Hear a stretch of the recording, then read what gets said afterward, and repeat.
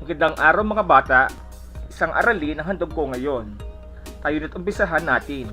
Ang aralin natin ngayon ay ang tamang paggamit ng salitang umaasa at gusto.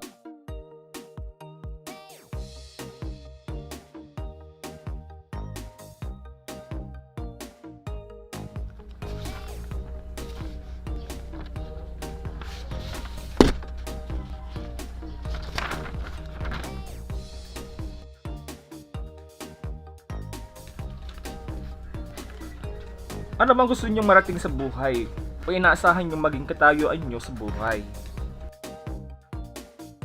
Ano bang tamang salita ang angkop kapag may nais tayong bagay? Salitang gusto o umaasa? Kailan ba ito ginagamit? Tingnan natin ang mga larawan. Siya si Ana.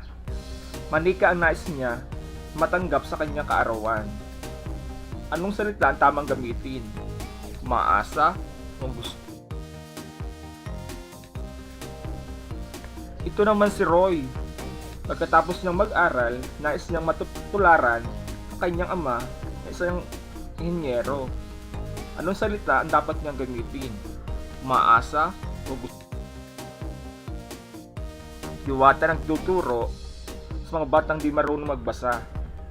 Anong salita kaya ang angkop gamitin? Umaasa o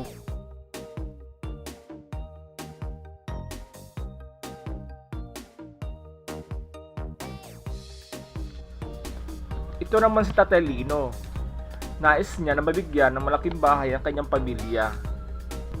Ano ang tamang gamitin? Umaasa o gusto? Ito naman si Lolo Ino. Bata pa lang, nais na niyang marating ang ilalim ng dagat at magkaroon ng buntot, tulad ng isda. Anong tamang gamitin? Umaasa o gusto? Ito naman si Ambo. Anong tamang gamitin? Umaasa? Tanong. Anong dalawang salita ang nagpapahayag na may nais tayong bagay? Kailan natin ginagamit ang salitang gusto at umaasa? Tandaan, mga salitang umaasa at gusto ay ginagamit upang may pahayag ang iyong nais. Umaasa ang ginagamit kung ang nais ay maaaring mangyari o makatotohanan. Ang salitang gusto ay ginagamit kung ang isipang pinahayag ay hindi maaaring mangyari o hindi makatotohanan. Sumusunod. Gusto ko. Una, pangalawa, pangatlo, pang-apat, pang-lima.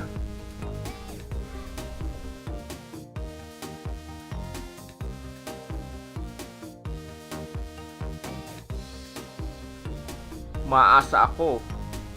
Una, pangalawa, pangatlo, pang-apat, pang-lima. Sagutin natin. Isulat sa patlang ang G kung gusto at U kung umaasa sa sitwasyon.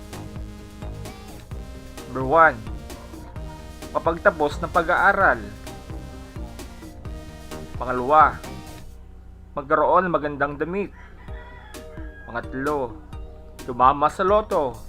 Pang-apat, makapunta sa buwan. Pang-lima, makaahon sa kahirapan.